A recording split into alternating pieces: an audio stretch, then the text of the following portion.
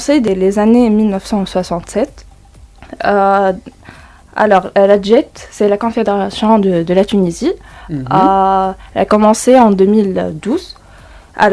Iris Junior Entreprise est la collaboration entre deux écoles, École nationale des ingénieurs ASFEX et l'École supérieure de commerce ASFEX aussi. Vous êtes toutes les deux donc étudiantes au sein de ces deux institutions universitaires? Oui. En quelle année?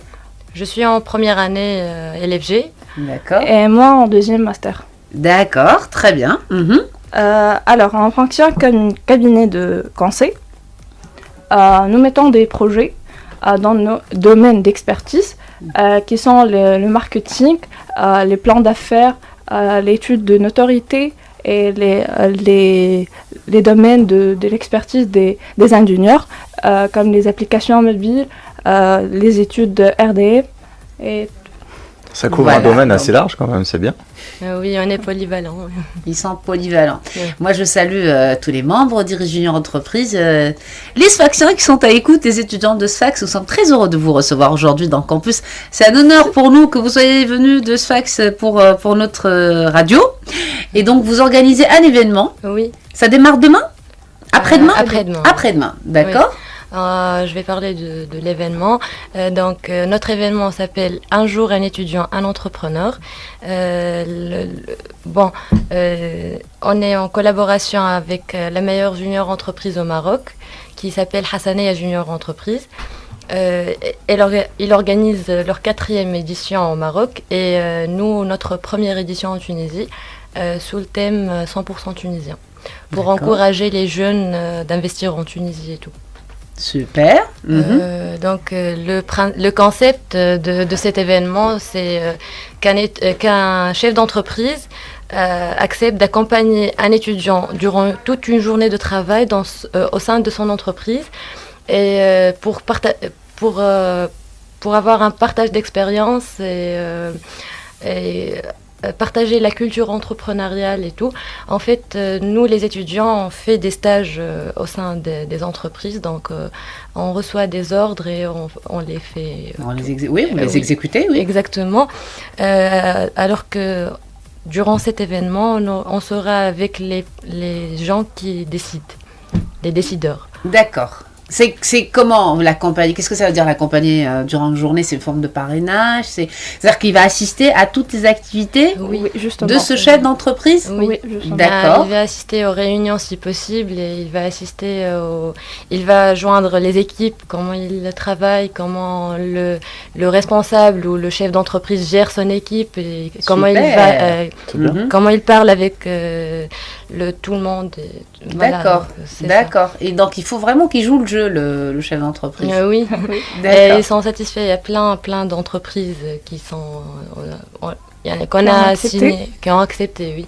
D'accord, très bien. Moi, j'admire le t-shirt là. Merci. Iris Junior Entreprise, j'adore. Derrière aussi, moi j'adore. Derrière, il y a un loading qui est top aussi.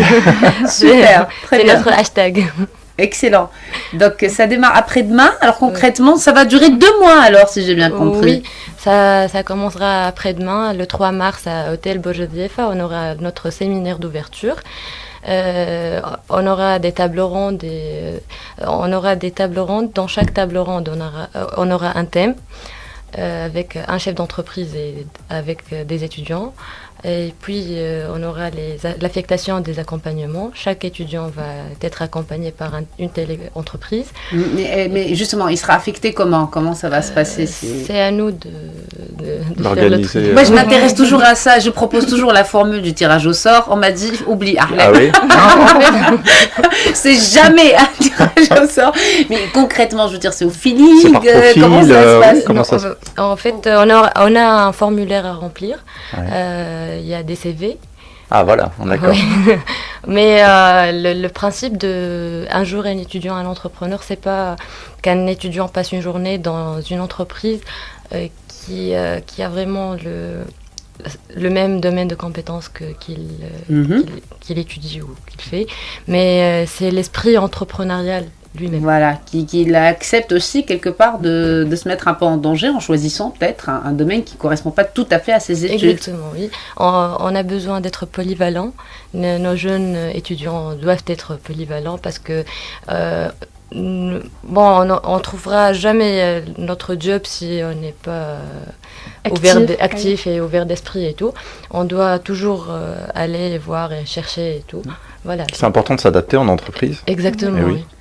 Un jour, un étudiant, un entrepreneur, c'est cet événement que vous organisez. C'est Iris Junior Entreprise qui s'en occupe. Nous sommes très heureux de recevoir des étudiantes de Sfax. Moi, je vous propose d'écouter Semi Jindoubi tout de suite. On y va, on attaque de suite ? Oh oui, moi j'ai hâte que tu me parles complot cet après-midi.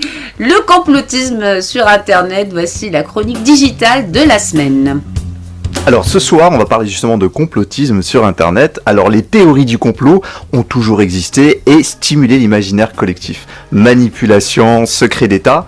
En fait, le web, il est devenu aujourd'hui une caisse de résonance et le terrain favori des conspirationnistes, qui s'en donnent justement à cœur joie pour diffuser leurs idées qui sont des fois vraiment folles. Harlem. Donc tu m'invites à parler d'extraterrestres, mon sujet favori. Écoute, est-ce que tu connais David Icke ? Absolument pas. Bon, eh bien en fait, ICKE, oui. Cet ancien journaliste britannique est devenu complotiste professionnel parce que c'est vraiment un métier qui existe et il affirme que des reptiles humanoïdes domineraient secrètement la planète. Alors avec des extraterrestres qui seraient mi-hommes, mi-lézards venus manipuler l'espèce humaine, rien que ça.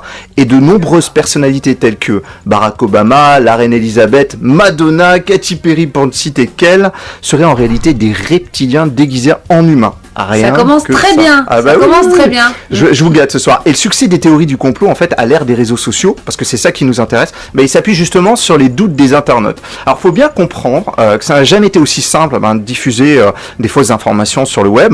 Le vrai et le faux s'entremêlent, la réalité et la fiction se confondent, et toutes les paroles se valent. Et laissent justement, du coup, un grand boulevard à la manipulation de l'information. Et à la théorie du complot. Voilà. En fait, la théorie du complot, elle sous-entend surtout, l'existence d'un groupe occulte qui aurait une mission secrète. Alors ces théories du complot, elles pointent régulièrement du doigt les gouvernements, les services secrets qui auraient pour mission de transformer, voire de contrôler le monde. Et ça fait vraiment aussi partie de la culture populaire qui rejette de toute façon le monde médiatique et politique qui sont accusés finalement de travailler ensemble sur plutôt des intérêts personnels. Mm-hmm. Ça vous parle les filles ? Je vous promets qu'on est une radio plus sérieuse dans la semaine. Hein, mais voilà. Le vendredi après-midi, on a une ligne éditoriale un peu particulière. Donc les théories du complot, c'est Mijandou, mais c'est pas nouveau. Non, en fait, d'ailleurs, jusqu'au 19e siècle, début du 20e siècle, en fait, les théories du complot sur Internet, elles circulaient, mais elles étaient plutôt réservées à des initiés avec une réelle idéologie. Alors qu'aujourd'hui, les théories du complot, elles se propagent toujours sur Internet. Elles sont pas forcément liées, en fait, à une vraie idéologie. Les internautes, ils aiment diffuser, en fait, des bonnes histoires pour justement créer de l'écho autour. Voilà. Alors comment fait-on pour construire un complot ? Parce que j'imagine que c'est du boulot. Hein. Alors, les conspirationnistes, ils utilisent souvent le même schéma. Donc il faut mettre en avant en fait l'idée qu'il y a quelque chose qui serait caché, qu'il faut absolument révéler. Il faut mettre l'accent aussi sur le fait qu'il y a des coïncidences qui sont vraiment curieuses. Vous ajoutez à cela une pincée de mystère et d'ombre autour de tout cela, et l'imaginaire y fait le reste, et surtout, vu que les internautes sont curieux et critiques de nature, le bad buzz part en fait, tout simplement. Voilà, donc on construit un vrai scénario comme au cinéma. Tout à fait, super la transition. Bah oui. Alors oui, la fiction elle rejoint le réel, il y a toujours un super-héros en fait qui va révéler une vérité cachée, justement qui va lutter contre les adversaires de l'ombre qui dissimulent justement cette vérité. D'ailleurs si vous tapez théorie du complot sur un moteur de recherche, vous apprendrez par exemple que Adolf Hitler, Elvis Presley ou Michael Jackson sont encore vivants, que les Américains n'ont jamais marché sur la Lune, ou encore mieux, que la Terre est plate. Excellent. Alors, comment fait-on pour lutter contre justement les conspirationnistes, les théories du complot de façon générale ? Alors, la culture populaire complotiste, elle s'est vraiment mondialisée. Du coup, elle est difficilement régulable. Toutefois, en fait, face à toutes ces critiques, les géants du web, comme Google, Facebook, en fait, ils ont mis en place, on revient encore à l'intelligence artificielle, les algorithmes, tout simplement, justement, des algorithmes pour que les informations qui sont fausses, en fait, elles arrivent plutôt en fin des liens de recherche et de façon à pousser, en fait, des informations de sources journalistiques qui seraient plus crédibles, en fait. Excellent. Voilà. Voilà pour le complotisme sur Internet. Si on devait résumer ça en quelques mots, alors Samy. Alors la théorie du complot, elle naît vraiment en fait d'un rejet des pouvoirs en place, qui sont vraiment accusés tous les maux de la société.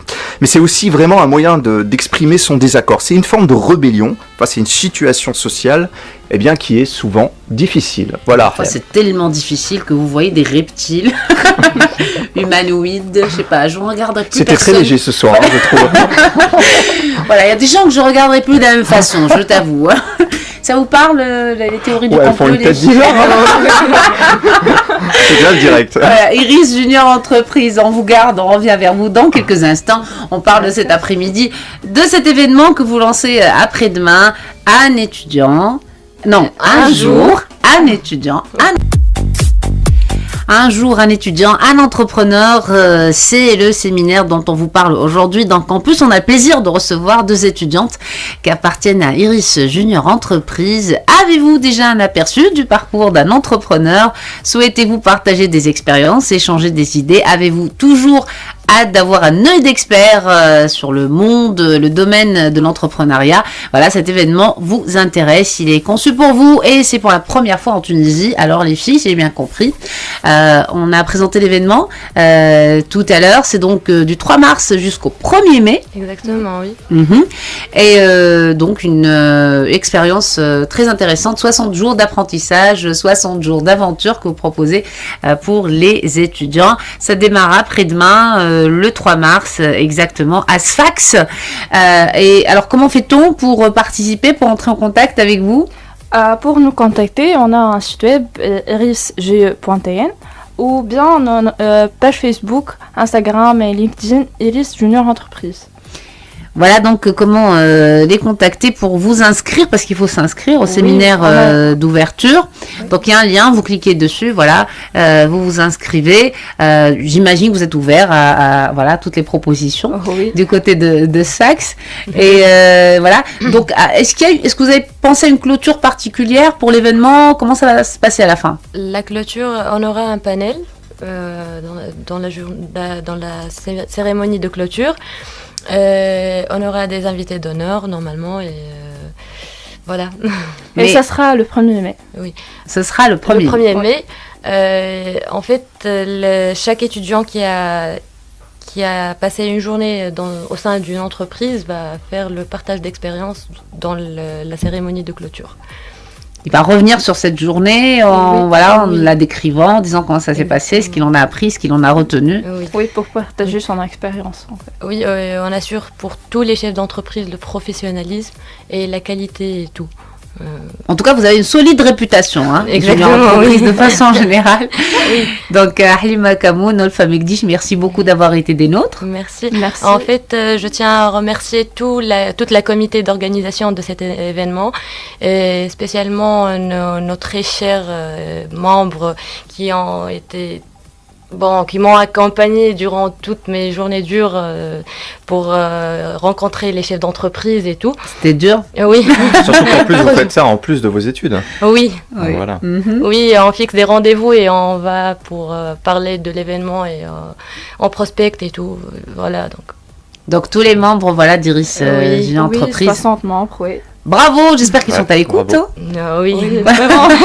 En plus, elles ont le sourire. Oui, elles gardent le sourire. Halima Kamoun, Nolfa Megdish, merci beaucoup. Merci. On vous souhaite du courage et plein de succès pour la suite. Merci infiniment d'être venu de Sfax pour nous parler de cet événement. Il est 18h43 sur les ondes de RTCI.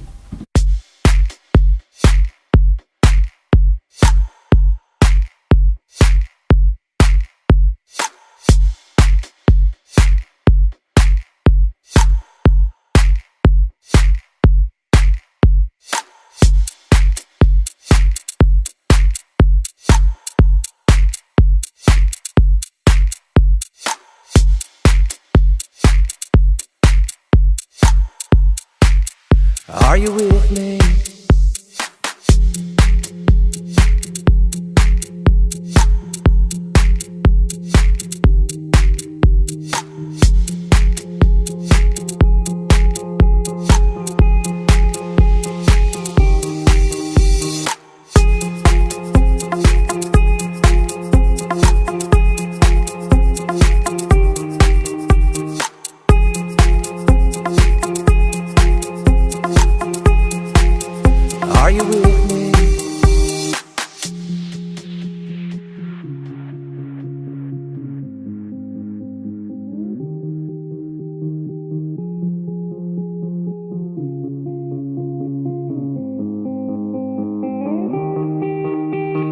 dance by water beneath the Mexican sky.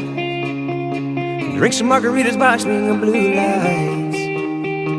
Listen to the mariachi play at midnight. Are you with me? Are you with me?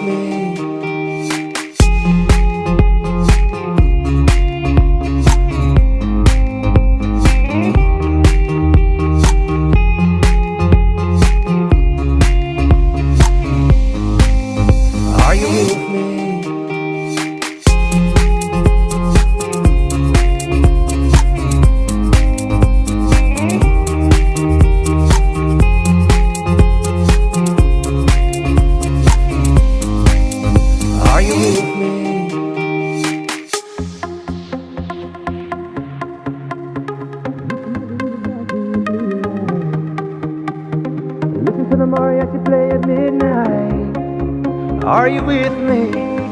Are you with me? I wanna dance by water beneath the Mexican sky. Drink some margaritas by swinging blue lights. Listen to the mariachi play at midnight. Are you with me? Are you with me?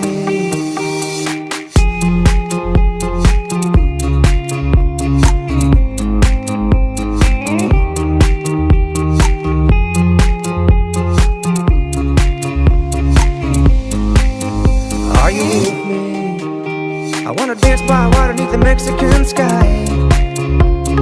Drink some margaritas by swinging blue lights. Listen to the mariachi play at midnight. Are you with me? Are you with me? I wanna dance by water beneath the Mexican sky. Drink some margaritas by swinging blue lights. Listen to the mariachi play at midnight. Are you with me? Are you with me?